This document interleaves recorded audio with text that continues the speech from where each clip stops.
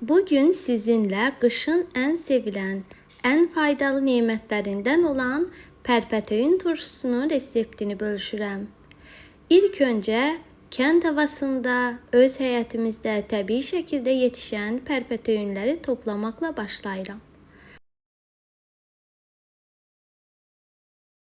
Topladığım pərpətöyünləri həyətdə bol suyun altında gözəlcə yuyub təmizləyirəm. Üzərində heç bir qum, torpaq qalmamalıdır.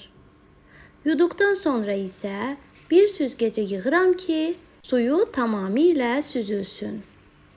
Turşumuzun gözəl alınması üçün suyunun yaxşı süzülməsi vacibdir.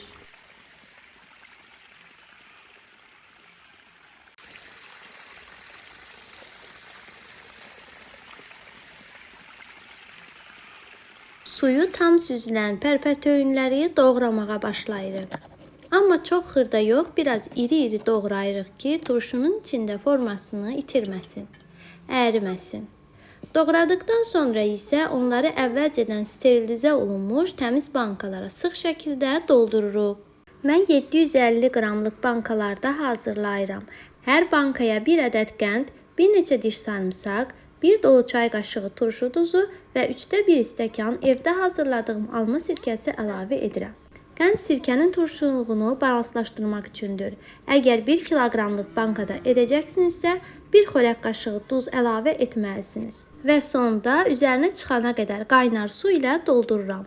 Qapaqları möhkəm bağladıktan sonra bankaları biraz bu şəkildə hərəkət etdirirəm ki, duz tam ərisin.